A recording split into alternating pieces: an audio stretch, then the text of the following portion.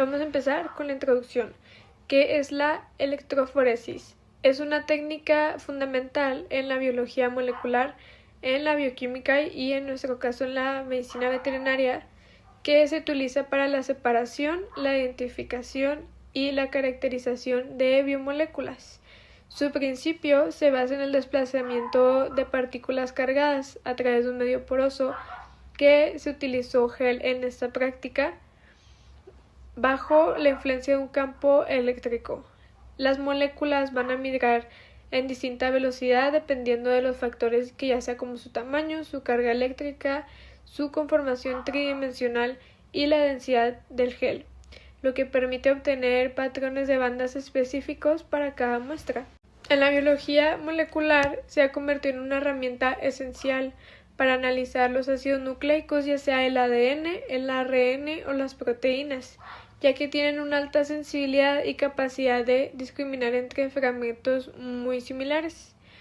La electroforesis en gel de agarosa es clave para la visualización de productos de PCR, la verificación de integridad genómica y la comparación de perfiles genéticos.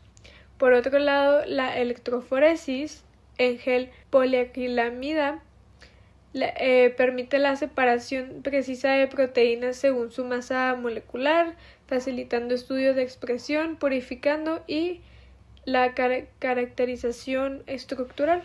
En la medicina veterinaria es una herramienta de gran relevancia porque separa proteínas plasmáticas en fracciones como albumina, como globulinas beta y globulinas gamma.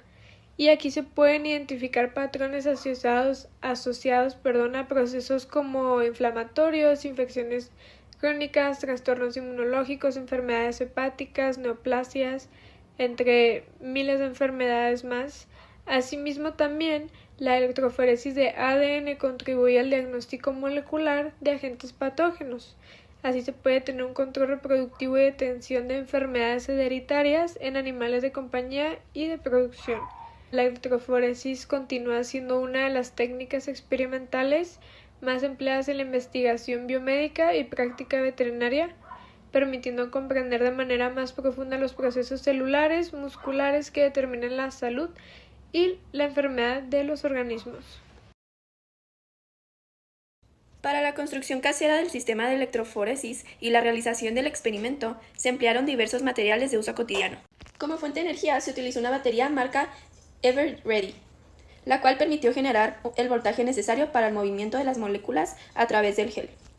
Para la elaboración del gel se utilizó grenetina inox, debido a su capacidad de formar una matriz semisólida similar a la de los geles agarosa, empleados en laboratorios profesionales. Como solución amortiguadora, se preparó una mezcla sencilla utilizando bicarbonato de sodio marca Arm & Hammer, el cual actuó como electrolito para permitir el flujo de corriente eléctrica durante la corrida del gel. Para visualizar la migración del material dentro del gel, se empleó un colorante vegetal, marca McCormick.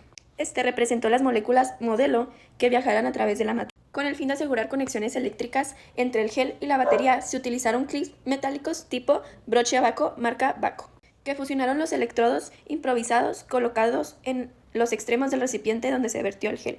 El procedimiento comenzó con la preparación del gel de grenetina, disolviéndola en agua caliente hasta obtener una mezcla homogénea, que posteriormente se dejó enfriar y solidificar en un pequeño molde. Una vez listo el gel, se realizó un pequeño canal o pozo, donde se depositó una gota del colorante de McCormick, y después de preparar la solución de bicarbonato de sodio y colocarla cubriendo el gel, se conectaron los broches de Baco a los extremos del recipiente, asegurando su contacto con la solución. Finalmente se conectaron los broches a los polos de las baterías, permitiendo que la corriente fluyera y que el colorante viajara a través del gel, simulando así una corrida de electroforesis.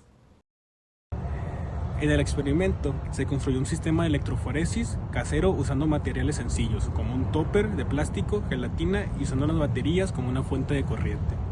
Cuando se aplicó la electricidad, se notó que los colorantes que se colocaron en el gel empezaron a moverse. Se vio que las partes más pequeñas o con más carga se desplazaban más rápido y llegaban más lejos, mientras que las más grandes avanzaban más despacio. Al final se formaron unas bandas de color que mostraban cómo se separaron las sustancias según su tamaño o carga. En general, el resultado permitió comprobar que la electroforesis sirve para separar moléculas usando corriente eléctrica, dependiendo de su tamaño y su carga. Los electroferoides es una de las técnicas más importantes en biología molecular porque permite separar las moléculas como el ADN o el ARN y las proteínas en funciones de su tamaño, su carga eléctrica. Esto es según Montalo Navarro, que es uno de los documentos que hemos investigado.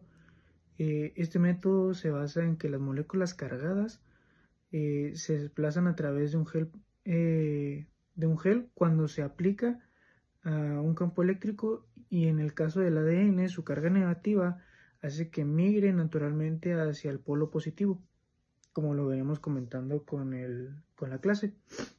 Este autor también destaca que la elección del gel, ya sea agarosa o poliacriláctica, influye directamente en la resolución de la separación debido a sus diferencias en porosidad de cada matriz. Johansson, que es otro de los autores que encontramos o que buscamos, completamente esta idea al mencionar que la movilidad de las moléculas no solo dependen del tamaño, sino también de la forma o el tipo de tapón que utiliza y la intensidad del campo eléctrico como factores que pueden modificar la claridad, la velocidad con la que se forman las bandas. Cuando observamos en el experimento que hicimos, vemos que el gel de agarosa está cargado con muestras de ADN y está sometido a un voltaje constante. Conforme avanza el tiempo, las bandas comienzan a migrar hacia el polo positivo, lo cual coincide con la explicación de Yilmaz, y sus colaboraciones. La agrosa funciona como un tamiz molecular, permitiendo que los fragmentos pequeños avancen con mayor rapidez, mientras que los más grandes queden rezagados. También podemos ver que en el experimento hay algunas bandas que son más claras que otras, lo cual se relaciona con la calidad del tampón, la concentración de gel, la cantidad depositada y la temperatura alcanzada durante la corriente. Además, hay que considerar que el experimento existe una explicación física más profunda del comportamiento del ADN dentro del gel. Asuma, otro autor que encontramos, señala que las moléculas no avanzan como estructuras rígidas, sino que se comportan como una cadena flexible que se estira y se contrae mientras avanza,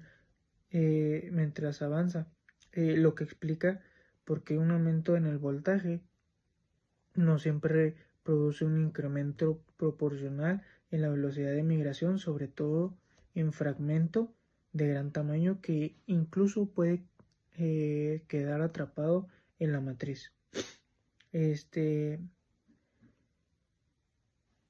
Como menciona Yilmaz, los fragmentos demasiado grandes pueden no migrar adecuadamente y los más pequeños pueden avanzar demasiado rápido, perdiendo el gel.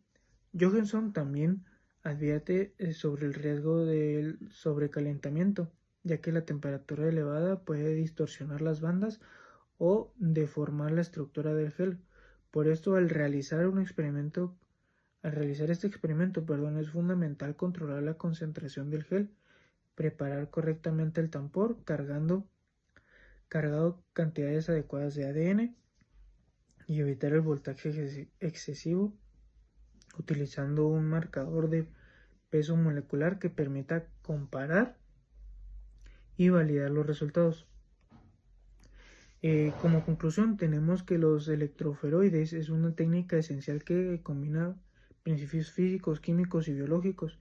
El experimento que acabamos de hacer tiene como función de manera clara para los autores como Montalvo Navarro, Johansson, Yilmaz y Asum, permiten comprender la complejidad entre el movimiento molecular y las condiciones necesarias para lograr una separación efectiva.